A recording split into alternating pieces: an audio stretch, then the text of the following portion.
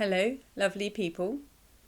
So I'm reading from the Corpus Hermeticum, The Way of Hermes, and this translation is by Salaman, Van Oyen and Wharton. We're on Book 12, Hermes to Tat. Hermes.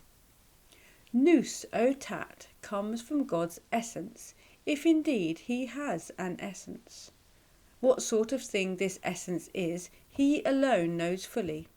In fact, nous is not separate from God's true essence, but is, as it were, spread out from it, just like the light of the sun. In men this nous is God. Thus some men are gods, and then humanity is akin to divinity. In fact, Agathos Daemon called gods immortal men, and men mortal gods. But in irrational creatures there is just nature. Now wherever there is soul, there also is nous. Likewise, wherever there is life, there also is soul. However, in irrational creatures, the soul is life, devoid of nous. Nous is the benefactor for human souls, for it moves them to the supreme good. In irrational creatures it works in the nature of each, whereas in men's souls it counteracts that nature. For every soul, on being born in a body, is immediately corrupted by both pain and pleasure. Since the body is composed of different parts, both pleasure and pain seethe within it like juices in a stew, and the soul, when it enters in these, is drowned. In souls where nous governs, its light is revealed, acting in opposition to all they've previously acquired. Just as a good physician causes pain by burning or cutting the body that has been gripped by disease, in the same manner nous causes pain to the soul by drawing it away from pleasure, from which every disease of the soul is born. The great disease of the soul is denial of God. Next is belief in appearances, and accompanying these are all evils and nothing good. But then nous, acting in opposition to the disease, secures good for the soul, just as the physician secures health for the body. Human souls that are not governed by nous suffer the same as the souls of irrational creatures, for nous merely powers these souls and gives them up to desires. The souls are carried to desires by the force of appetite, which leads to loss of reason. Just as it's with the unreasonable nature of beasts, such souls do not cease being unreasonably angered and unreasonably desirous, nor can they have enough of these evils. For anger and desire are evils without reason, without limit, and it is for these souls that God set up the law as a punishment and as a test. Father, then the previous teaching that you gave me about destiny risks contradiction. For if it's decreed by destiny that someone commits adultery or sacrilege or some other evil, is he who has done the deed under destiny's compulsion also punished? Everything is the work of destiny, my son, and apart from that, nothing of the physical realm exists, nor do good and evil arise.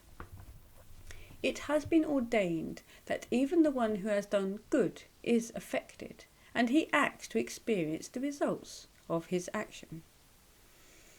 But we are now discussing evil and destiny, and we've spoken about these elsewhere. The present subject is nous, its powers and variations. We've said that it's one thing in men, but another in irrational creatures. Again, in other creatures it's not beneficent. In each man, as it quells passion and desire, it acts differently, and is necessary to realize that there are some men who possess reason, logos, and others who do not. But all men are subject to destiny, both birth and death, for these two are the beginning and end of destiny. All men suffer what has been ordained, but those with reason, who, as we've said, are led by nous, do not suffer as others do, being themselves not evil. They suffer as men who have been released from evil. Again, what do you mean, Father? The adulterer is not evil, the murderer and all the rest are not evil? They are, but the suffering of the one with reason will not be as an adulterer, but as if an adulterer. Not as a murderer, but as if a murderer. It's impossible to escape the state of death, just as it's impossible to escape the state of birth. But for the one who has nous, it's possible to escape evil. Let me tell you what I've always heard Agathos Daemon say. If he had set this forth in writing, he would have greatly helped the race of men, for he alone, my son, as the firstborn God, looking down upon all things, truly spoke divine words.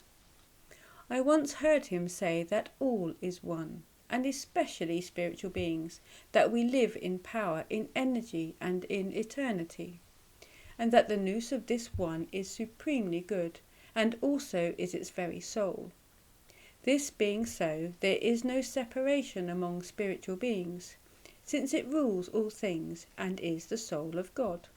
Nous is able to do just as it wills. Realize this and refer this teaching to the question that you asked me earlier. I mean about destiny and nous. For if you carefully lay aside captious arguments, my son, you will find that nous, the soul of God, truly rules over all, destiny, law, and all other things, and nothing is impossible for nous. Neither to raise a human soul above destiny, nor if the soul has been negligent, as happens, to subject it to destiny. And let this, the finest teaching that has been spoken by Agathos Daemon, suffice for now. Father, you have spoken divinely, truly, and for the benefit of all. But make this clear to me. You said that nous acts as nature in irrational creatures, working in their instincts. And the instincts of these creatures are, as I believe, things that change. And if nous works in the instincts, and instincts are things that change, is nous then also subject to change, as it's associated with things that change? Well said, my son. Your inquiry is excellent, and it's right for me to answer. All the incorporeal elements in the body, my son, are liable to change. Indeed, they constitute the very experience of change. Now, every incorporeal element causes movement, and all things that are moved are bodies, and in turn the incorporeal is moved by nous. Movement is a change. Both the incorporeal and the corporeal suffer change. One governs it, and the other is subject to it. Release from the body is release from change. Or rather, my son, nothing is free from change, all suffer it. The experience of change is different from what suffers it. The former is active, and the latter passive. Physical bodies act according to their nature. They either are still or they move. In both cases, however, there is the experience of change. The incorporeal elements are always being acted upon, so because of this they are liable to change. Now do not let these terms disturb you, for both action and experience of change are the same thing, and it does no harm to employ the more appropriate term. You've given the teaching most clearly, Father. And see this, my son. God has endowed man beyond all mortal creatures with these two gifts, nous and speech, both as much valued as immortality. Man has the spoken word. If he uses these gifts rightly, he will be no different from the immortals, and on departing from the body, he will be guided by both to the realm of the gods and the blessed ones. But do not other creatures have speech, Father? No, they make sounds, and speech differs greatly from sounds, for speech is common to all men, while each kind of creature has its own sound. But is this not true of men, Father, that the speech of each nation differs? It is different, my son, but mankind is one, and therefore speech is one. Although it's translated, it's found to be the same in Egypt, Persia, and Greece. You seem to me, my son, to be ignorant of the excellence of greatness and greatness of speech. For Agathos Daimon, that blessed God, has said that soul is in body, nous in soul, and the word in nous, and that God is the Father of all these. The word is an image of nous, and nous is an image of God, just as the body is an image of an idea, and the idea is an image of the soul. Thus the finest part of matter is air, of air soul, of soul nous, and of nous God. And God encompasses all and is through all, and nous encompasses souls, and soul air, and air matter. Necessity, providence, and nature are instruments by which the cosmos is governed, and by which matter is set in order. Now each of the spiritual beings is an essence. This essence is unchanging identity. Each body in the universe is manifold and compound bodies. While holding this identity, they change into each other, yet they always preserve that indestructible identity. Furthermore, in each and every compound body there is number. For without number it's impossible for combination, composition, or dissolution to occur. The one in each brings forth number and increases it, and again dissolving it, receives it into itself, while matter remains one. This entire cosmos, this great God, which is an image of the Creator. I'll read that again. This entire cosmos, this great God, which is an image of the Greater with whom it's united, preserves the order and will of the Father, and is the abundance of life. In this cosmos, throughout the eternal cycle of ages, which issues from the Father, there is nothing, neither of the whole nor of any part, that does not live.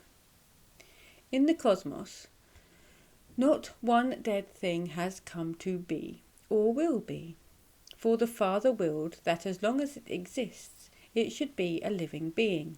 Therefore the cosmos must needs be a God also. How then, my son, could there be in this God, in the image of the All, in the abundance of life, anything dead?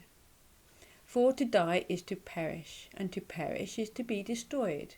How then can a part of the imperishable perish, or any part of God be destroyed? But Father, do not the creatures in him, which are parts of him, die? You can't say that, my son. You are misled by terms describing that which comes into being. For the creatures do not die, but as compound bodies they are dissolved, and dissolution is not death, but is the dissolution of a mixture. They are dissolved, not to be destroyed, but that new creatures may come to be. After all, what is the activity of life? Is it not movement? What then in the cosmos is unmoving? Nothing, my son. Does not the earth seem to you unmoving, Father? No, my son. It's the only thing full of movement, and at the same time stationary. Would it not be absurd for the nourisher of all things, the producer and begetter of all, to be motionless?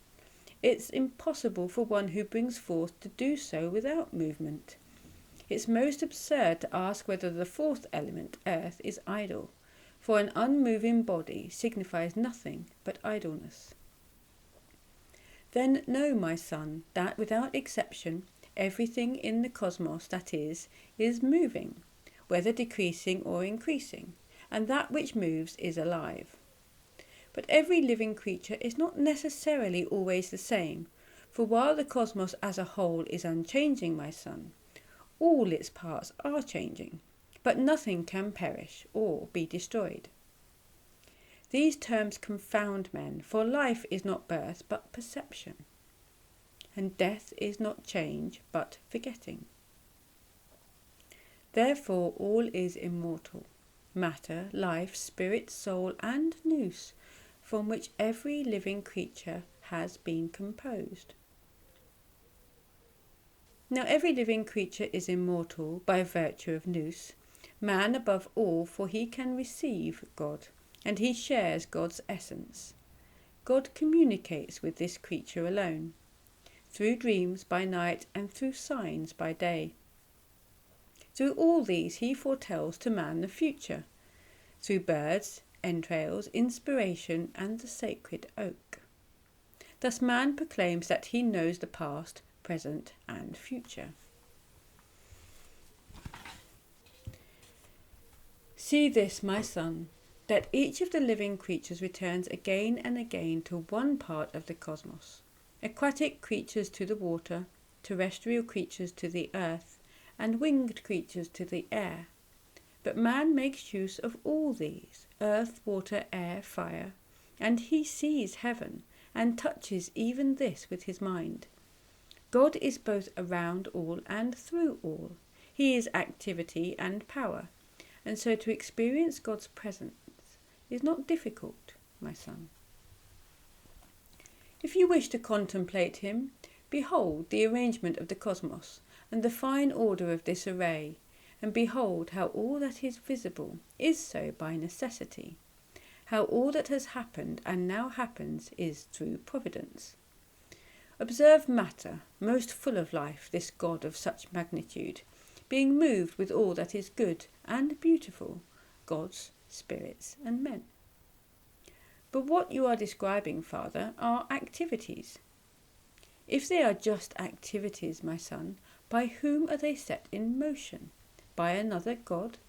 Or do you not know that just as heaven, water, earth, and air are parts of the cosmos, in the same manner life, immortality, blood, necessity, providence, nature, soul, and nous are his limbs, and that the permanence of all these is what is called the supreme good. So there is nothing that comes into being or has come into being anywhere that is not God. He is in matter then, Father? Yes, for if matter, my son, is apart from God, then what sort of place will you give it? What do you think it could be other than a formless heap if it's not set in motion? But as it is in motion, by whom is it set in motion? For we said that activity is an aspect of God. So by whom are all living creatures brought to life? By whom are immortals made immortal? By whom is the changing changed? Whether you speak of matter, body, or essence, know that these are themselves activities of God. That the activity that is matter is his material nature, the activity that is his body is his bodily nature, and the activity that is essence is his essential nature, and this is God, the All. And in the All there is nothing that is not, and so there is neither size, place, quality, shape, nor time outside God, for he is all, and the All pervades and encompasses everything. Bow down before this teaching, my son, and worship it. There is one way to worship God. Be not evil. Okay, that concludes Book 12 of the Corpus Hermeticum. I hope you enjoyed that. I'll see you at Book 13.